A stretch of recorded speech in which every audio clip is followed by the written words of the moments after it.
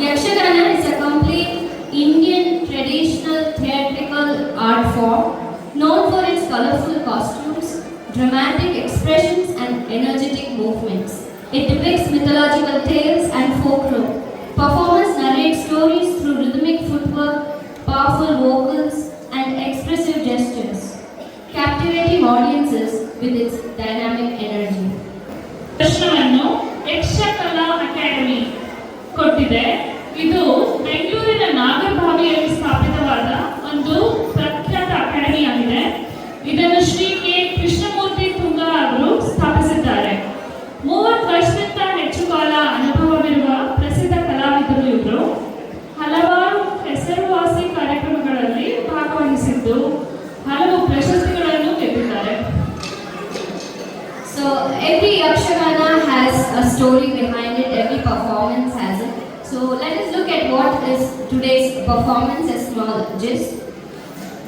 You all know Devendra, the king of heavens.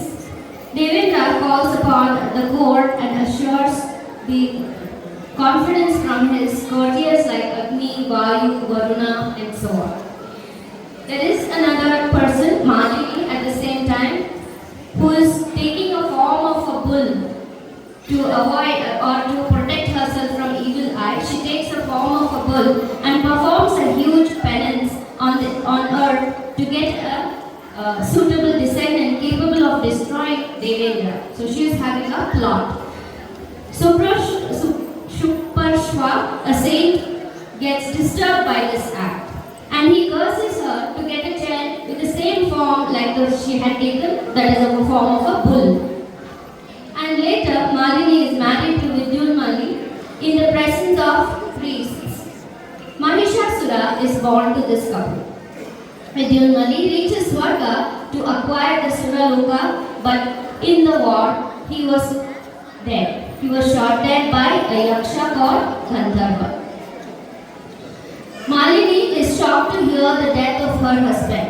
Malini calls upon her son Mahishasura and tells him to reach Suraloka. Devendra loses the battle against Mahishasura and Devendra asks Shiva to save him from Mahishasura's cruelty. So this is always been in our mythology where the god gives a boon and then the gods are again running behind themselves and trying to ask for Lord Shiva to save them. So same happens. Hearing the plea of the Trimurtis, the Devi appears and agrees to fight against Mahishasura. Parvataraja takes the form of a lion and becomes the vehicle for this Devi. Mahishasura and Devi fight for 8 days continuous. And later, on the 9th day, Mahishasura falls to death. And these 9 days, as you all know, is celebrated as Navratri. This is what we are going to see by Yakshagana Academy performers. Over to them. Thank you.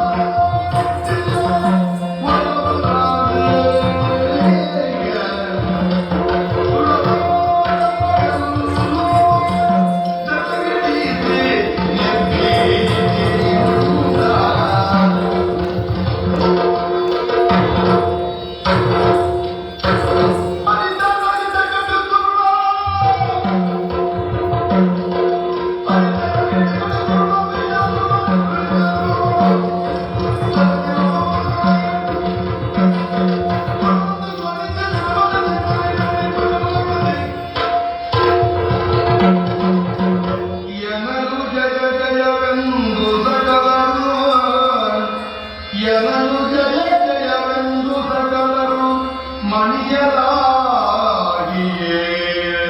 ವಿಶ್ವಕರ್ಮನು ಘನತರದಿ ಶೋಭಿಸುವ ಘೋಷಣಗಳ ರಪಿದರು ವನಜನಾಭನು ಕರದ ಚಕ್ರವ ವನಜನಾಭನು ಕರದ ಚಕ್ರವ ತ್ರಿನಯನಾಗ ತ್ರಿಶೂಲವನ್ನು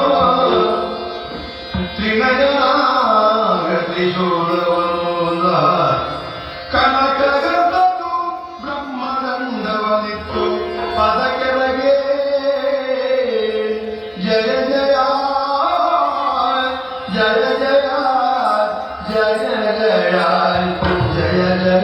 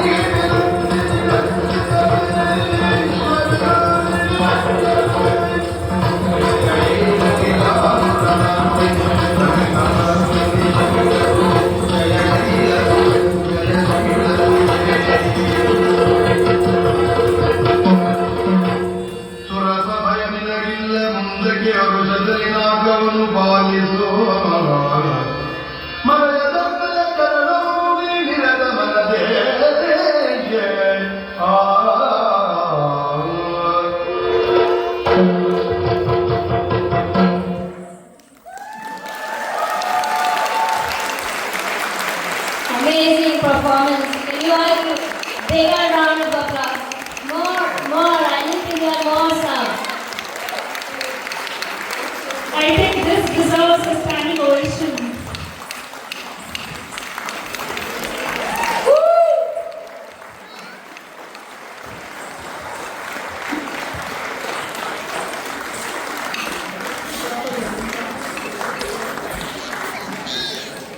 Yakshakala academy ಮತ್ತು ತಂಡದವರಿಗೆ ಅದ್ಭುತ ಮಂತ್ರಮುಗ್ಧ ಪ್ರದರ್ಶನ ನೀಡಿದ್ದಕ್ಕಾಗಿ ಧನ್ಯವಾದಗಳು. ಇವರನ್ನು ಗೌರವಿಸಲು ನಾವು ಪೊಹಾವಾ ಅಧ್ಯಕ್ಷರಾದ ಇಬ್ರೇಜ್ ಅವರನ್ನು ವೇದಿಕೆಗೆ ಕರೆಯಲು ಬಯಸುತ್ತೇವೆ. ಕವನ ಮತ್ತು ಕವಿತಾ ದೇವತೆಗಳು, ಪ್ಲೀಸ್ ಕವನ ಮತ್ತು ಕವಿತಾ ಮುಂದೆ ಬನ್ನಿ.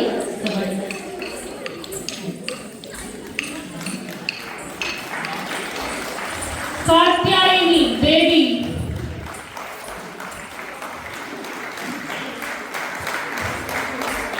Srinidhi Holla Mahishasura,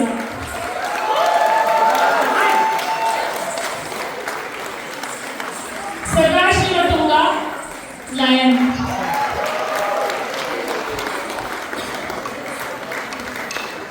Thank you for doing this, sir. Please accept a small token from us. Thank you very much.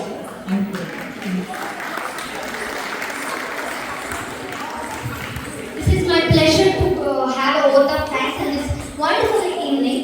I take this opportunity to present vote of thanks for today's occasion. Firstly, on behalf of everyone,